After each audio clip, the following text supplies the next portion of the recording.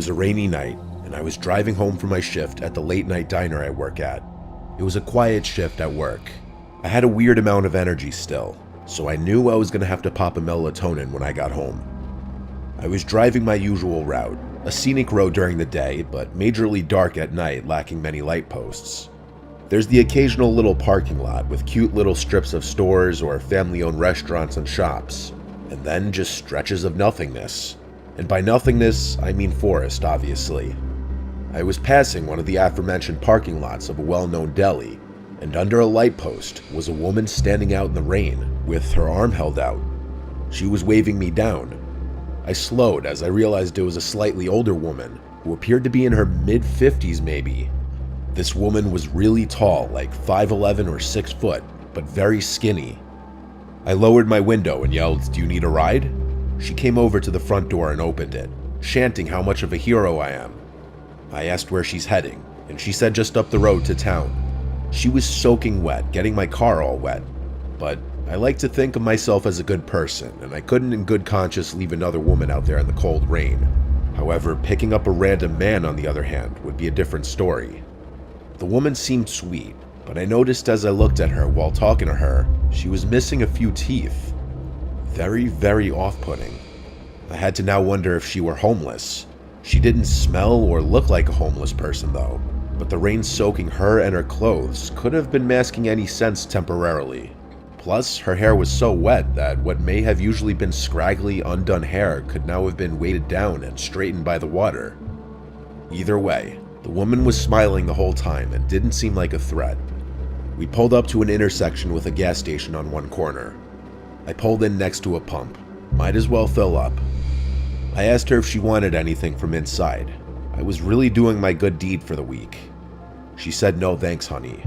So I went inside to pay the attendant for gas and some spiked seltzers since tomorrow was the weekend. When I got back to my car, the woman was gone. I looked around the gas station lot real quick, but it was tiny. She was gone. She must have ran off somewhere. I felt slightly bad, feeling like she was some lost, helpless woman, but part of me also felt slightly relieved.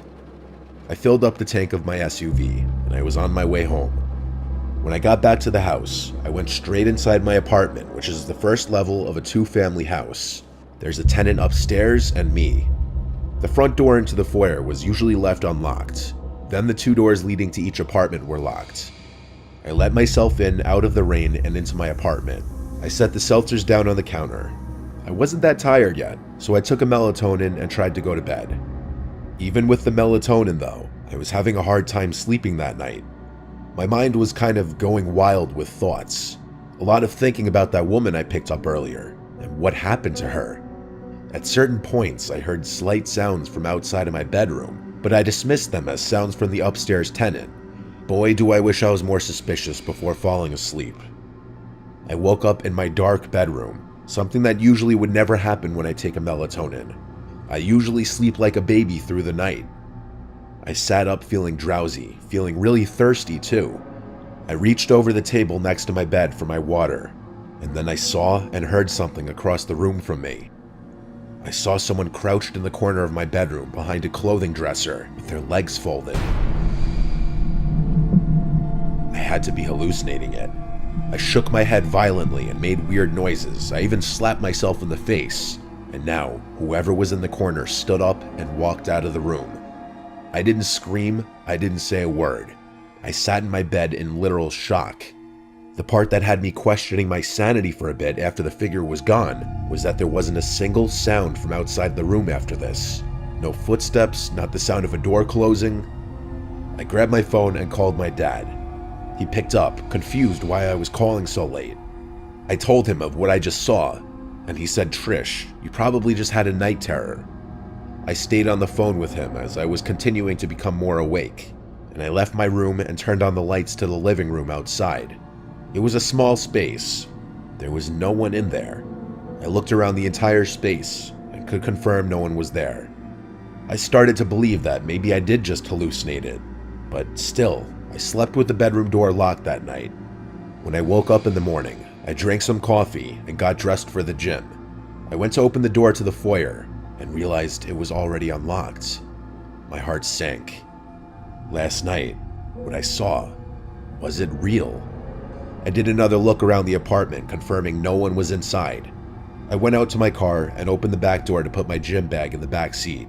And that's when I noticed the damp, yellow-brownish stains all over the floor in the back, and my blanket that I always had back there was gone. I wanted to cry or scream. I figured it out. That woman snuck into the back seat last night when I was in the gas station. She either somehow unlocked the door to my apartment, or I mistakenly left it unlocked. I called my dad again, frantically asking him what to do. He said check and make sure nothing was stolen, and if nothing was, then calling the police really wouldn't do anything. I checked the house and didn't find anything to be missing, just my blanket from the car. I skipped the gym that day. In fact, I stayed bottled up in my apartment for a while after that. I was just genuinely disturbed. I didn't want to live there for much longer after that, and so after that month, I found a new place to live.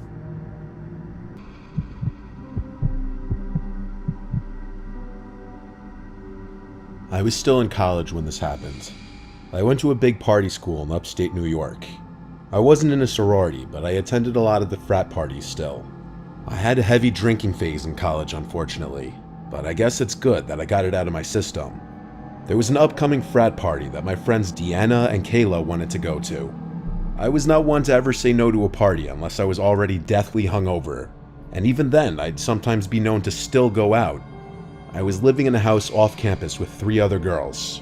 We were not a sorority house or team house or anything like that, just 4 friends renting a house together. I believe it was a Kappa Sigma party that we were going to. The house was about 20 minutes away from campus. We pre-gamed pretty heavily at our house, and then we called an Uber, which we all split. On the Uber ride there, we pre-gamed some more, which was a recipe for disaster. By the time we showed up to the party, I was borderline blacked out. I just barely remember the layout of that house. I'd never been to a Kappa party besides that night. It's weird, I have short spans of memory from that night.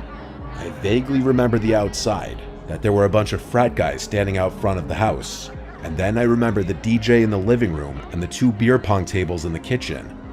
I was later told that I played beer pong with some random frat guy and ended up talking to him in a corner for a big chunk of the night. But after that, nobody knows where I went. I couldn't even tell you the last thing I remember before waking up sleeping on the grass on the side of the road in a daze. My head was throbbing. I had to still be somewhat intoxicated. It was pitch black outside. I was laying by a bunch of trees, like a wooded area. Apart from the university, there wasn't much up there besides woods and the occasional little town. There were a couple light posts further down the road, so I wasn't just laying in complete darkness. I patted down my pockets looking for my phone, and I had a meltdown when I realized my pockets were empty.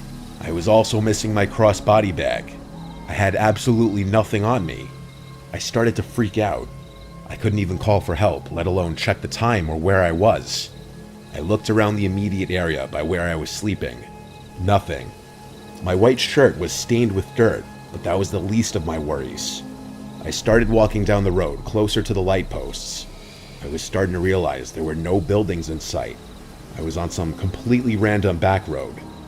I leaned on the light pole for a few minutes, wondering what to do. I decided I'd wait for someone to pass by and ask for help. It took a long time though, at least 15 minutes, before I noticed headlights down the road. I stepped out onto the road, waving my arms and jumping, trying to ensure I got their attention. The car slowed to a stop on the side of the road. I approached the car, and the guy inside rolled down the window. Once he asked me if I was alright, I told him I was stranded without a phone and needed a ride home. He told me to get in, and I did, making sure to let him know how much I appreciated it. He of course asked me about my predicament, how I found myself stranded on the side of the road. I told him I was at a party, and the next thing I remembered was waking up on the side of the road. In hindsight, I should not have said any of that. I should have been as vague as possible, not let this guy know that I got completely trashed and was vulnerable. He asked why I didn't call for help, and I told him I lost my cell phone too. The guy looked at me like I was a moron. I looked back at him for a second, and this was the first time I really analyzed his features. He was like 35. He wasn't the best looking guy. He had a thin goatee and a big nose. I gave him my address to put into his house. As he drove, he put the address in, and then I heard him say under his breath, Okay, here we go. I asked how far away we were, and he said about 20 minutes. That sounded about right, since the frat house was about 20 minutes from our house. I thought things would go smoothly. I'd get dropped off at the house where Kayla and Deanna would be waiting for me with my belongings, but nothing can ever go that smoothly. The man spoke in a gentle voice basically the entire time. He was asking basic questions at first. His soft voice was almost, in a weird way, off-putting. Like, why was he talking in an almost whisper in the car? We drove on and on for what seemed like over 20 minutes on the same road. I started to get concerned, and so I asked him how much further we had. He didn't respond right away, so I said, "Sir," and he went, "Hmm?" And I repeated my question. He said in his soft voice, "Not far." This wasn't right. Our house is in town, yet we were still on the same back road with nothing but trees everywhere. I started noticing in my peripheral vision that he would look at me multiple times, like he'd move his whole head to stare at me for a few seconds and then look back at the road. I was starting to feel sick. I asked him if he put the right address in, and he said yes. Then he said, "What color underwear are you wearing?" as he put his hand on my knee and started rubbing my knee. I moved it away and told him in a desperate voice to please not hurt me. I just want to get home safe. He said, "Why would I hurt you?" After saying this, he pulled onto the grass on the side of the road and put the car in park, and he was about to lean over towards me and do something, like put his arms around me, but I didn't let him. I opened the door and ran into the woods. Luckily, I was wearing my Air Force Ones, so I didn't have a hard time running in the woods. I ran only just enough to be out of sight from the car when I could no longer see its headlights. I heard the man for the first time raising his voice, and he yelled into the woods, "Where you at? I just want to lick your pussy." I put my hands over my mouth, not only to muffle my breathing, but because of pure fear. I waited and waited until I heard a car door slam shut and the sound of a car speeding off. I waited a few more moments before walking back to the road, confirming he was gone. I felt truly helpless. I didn't want to run into that man again, but I also needed someone else to help me. I waited just at the edge of the woods for another car to come, and eventually one did. I saw the headlights approaching from afar, but I waited until I was sure that it was a different car before jumping out and waving my arms and yelling. The car came to a stop. It was another man, this guy a little older. I sat in the back seat this time. I was so shaken up that I hardly spoke apart from answering whatever questions about my predicament he asked. Thankfully, this man dropped me off at the house. It was like 4 a.m. at this point. My friends were still awake waiting for me. They had my phone and my bag. They were contemplating calling the police if I didn't come back by morning. No one had any clue who I left with or how I ended up on the side of the road. The boy who I was with claimed he wasn't the one to leave with me. In fact, there's no solid proof that I even left with anyone, but that leaves no explanation how I ended up sleeping on the side of the road. I cut back heavily on the drinking after this night, and I never want to be in a situation again where I have to hitchhike.